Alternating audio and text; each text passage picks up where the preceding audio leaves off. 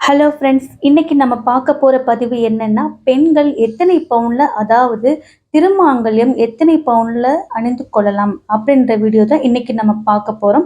இது வரைக்கும் channel subscribe பண்ணாதவங்க சப்ஸ்கிரைப் பண்ணுங்க.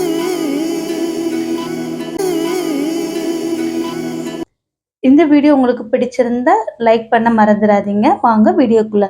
திருமண பந்தத்திற்காக ஆச்சாரமாக சாட்சியாக உறவுகளின் சாட்சியாக அக்னியின் முன்பாக அந்த ஆண்டவனை முன்னிறுத்தி கட்டப்படும் புனிதமான தாலி சரடை பற்றி தான் இன்னைக்கு நம்ம பார்க்க போறோம். தாலி என்றாலே அது மஞ்சள் கயிற்றில் கட்டுவதுதான் நம் வழக்கம். காலப்போக்கில் அதை நாம் தங்க சரடில் மாற்றி போடும் வழக்கத்தை கொண்டு வந்துவிட்டோம். தங்கத்திலேயே தாலி சரடு இருந்தாலும் மஞ்சள் சரடில் குண்டுக்களை கோர்த்து முடிந்து கொள்வதுதான் இல்லற வாழ்க்கைக்கு நன்மைகளை கொடுக்கும். தங்க சரடில் உருக்களை கோர்த்து வைத்திருக்கும் மஞ்சள் கயிற்றில் தினந்தோறும் மஞ்சளை பூசிக்கொள்ள வேண்டும். தினந்தோறும் தாலியில் குங்குமம் வைத்துக் கொள்ள வேண்டும். நீங்கள் கழுத்தில் அணிந்து கொண்டிருக்கும் தாலிக்கொடி சரியாக பெண்களின் மார்புக்குழியில் படும்படி கட்டிக்கொள்ள வேண்டும். மஞ்சளும் தங்கமும் மார்புக்குழியை உரசிக் கொண்டிருந்தால் பெண்களின் ஆரோக்கியத்திற்கு மிகவும் நல்லது. மார்பகத்தில் வரக்கூடிய எவ்விதமான பிரச்சனைகளை தடுக்கும் அளவிற்கு இந்த மஞ்சளுக்கு சக்தி உண்டு. தாலி சரடை தங்கத்தில் போடுவது என்பது அவரவருடைய விருப்பம். உங்களால் எத்தனை பவுனில் போட முடியுமோ, உங்களுக்கு எவ்வளவு வசதி உள்ளதோ அத்தனை பவுனில் தாலியை அணிந்து கொள்ளலாம். ஆனால் அது ஒற்றைப்படையில் மட்டும் இருக்க வேண்டும். 2 பவுனில் தாலி சரடை வாங்குகிறீர்கள் என்றால் அது இரட்டைப்படை பவுனுடன் சேர்த்து ஒரு குண்டுமணி தங்கத்தையாவது சேர்த்து கொள்ள வேண்டும்.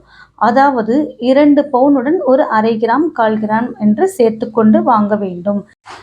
3 பவுனில் தாலிக்கொடியை அணிந்து கொள்ளலாம். 5, 7, 9 இப்படி உங்களது வசதிக்கு தகுந்தாற்போல் பவுனை அணிந்து கொள்ளலாம். இரட்டைப்படையில் 2, 4, 6 என்ற கணக்கில் தாலி சரடு வாங்குவதாக இருந்தால் மட்டும் ஒரு குண்டுமணி அளவு அதிகமாக வைத்து கொள்ள வேண்டும்.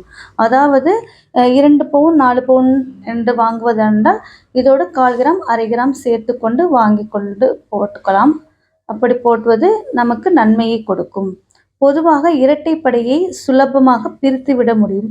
ஒற்றைப்படையை பிரிப்பது என்பது கஷ்டம். இதனால் என்னவோ தெரியவில்லை, நம்ம எங்கேயாவது மொய் வச்சாலும் 101, 1001 அப்படிதான் நம்ம கல்யாண வீட்டில் மொய் வைக்கிறோம். எப்பயுமே 100 ரூபாய் 50 ரூபா அந்த மாதிரி யாருமே மொய் வைக்க மாட்டாங்க.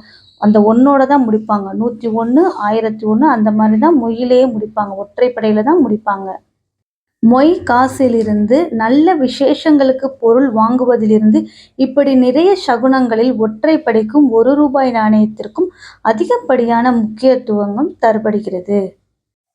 11 பவுனில் தாலியை அணிந்து கொண்ட பெண்ணுக்கு வீட்டில் மன நிம்மதி இல்லை, சந்தோஷம் இல்லை, மதிப்பு இல்லை, மரியாதை இல்லை என்னும் பட்சத்தில் அந்த வீட்டில் மகாலட்சுமியும் நிலைத்திருக்க மாட்டாள் என்பதுதான் உண்மை.